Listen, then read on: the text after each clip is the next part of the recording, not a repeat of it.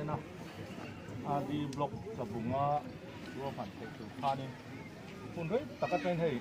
kan MLA sống tập thì là lâu lâu rồi thì năm rồi chú sáu con mà sáu con nó nổi chuột lâu lâu sao lâu tiếng lòng về đâu là lâu rồi các phụ lâu tiếng lòng về đâu rồi thành em po hai video vậy cho nên cái này sổ cả khan nên đi gần sana khan khát điện khan nên thì lúc phân sổ khan lâu mà rồi chú đi blog này tụi hiền nên department palthum ka soi tong khat kal tlang ngai homa finance kal tlang ngai DPNAR kal tlang ngai chuanin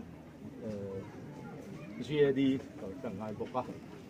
chung ang zong zong chu su chuak fel khata pen ngai ti china han ka soi to amaro chu hil pakhat covid ta ron tlak ta ka wang khanin sarkar in development hil khadiang chi sum le pai an se na om chi financial implication om frang te kha an en anin an hlo tu te khang song khat pi na chuak tu om kha an chu fel khanin tun din phona chot engma thil dang khatiang thil thar ang chi kha ti si lo ni se ti kha ani ta ka ba khan kan ngoi kam chuanin eng kim kan in pe to thungani chuanin cabinet agenda turin chhop chuak la khan ti ya kan in pe veka ama su cabinet ta kha kumina hianin assembly dona khane moni man ho deuh assembly tur chi ho ha rules kan en tur ho ha kan en abak chu kan la nei the dalawa chuanin tun tuma po hian ron ken ngai ka duwa ama ro chu ka ken thei don lo ka ti pein mu ta ka khanin kal po ha ka he ni ma se mi doi sep kan ni lawa MZP huai tu kan ni a OMF huai tu kan ni a eng wangin nge he til hi a hlo cham na tu hi kala pu lo oi ni hian chu ti lai chuanin helai kal ngam lo na tu khop ka nei lo kal lo la tu man kal don lo khol lian tu minister in hu don lo to mu re chu wang chuanin law mi lovin eng po huamin amar su kan rong keng thei lo eng tik ni a mo chuanin ban phak mai he chon aum ti chu ka pu re ani a file po ka kho veka ina ka study a uluk takin eng tik nge ka submit theng ti kha ka ril ruwa omani ri mai in ril ruang hi ka pu thau in du na ang hi ka du pui chu a chan chu helai din mun te development kalmang te le ram le nam hum phang na chung cha ngai te helai ka soi tong khan sa ka so som po le pariata helai mua la nge hen thu ga ro soi ton chuan MZP thila ka lo kala in ril ruang voinia in ril runat na te in lei sei na te kha ka trom pui lu tuk cheu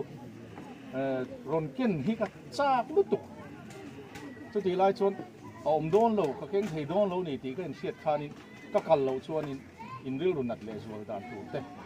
in ril kha ka pu loi si wangin kan organizing committee ten an uluk takin kan ni a ko ni se thei to kan lo chu anga ti la hi sarkar policy a poni thawa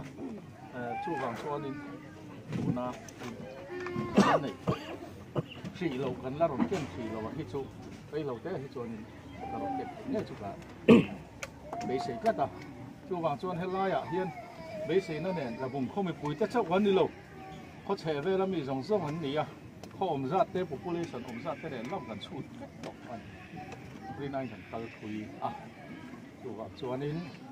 nang ni ai hian ron kengi la ron lo mi la e zubili a hian ti hi kan do thu sa ma le amar so poi ka ti khop mai ka soi to a covid wangin duangin til kan kal pui ka thei lo wa in cabinet meeting kan le normal kan mo si lo wa mai circulation ti mai o ma lo man ti a amar ro chu mai circulation mo chin lo a khe sa hi thil lian tak ani tuna hian dil na hi so khot som do na oma amar chu khalfa zinga no ma hei a kheveka a file po om dan a status kha a khevek ani chu wang chon po ni se helaya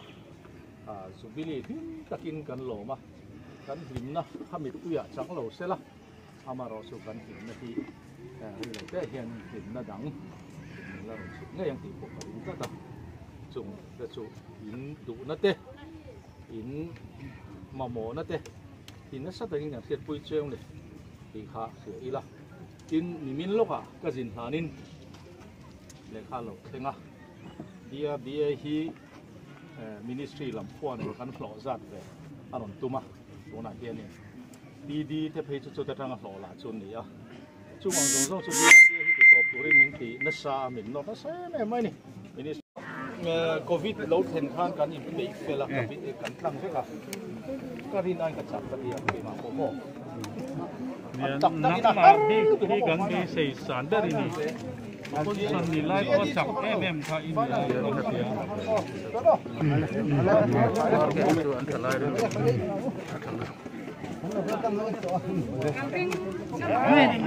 ข้าเข้ามา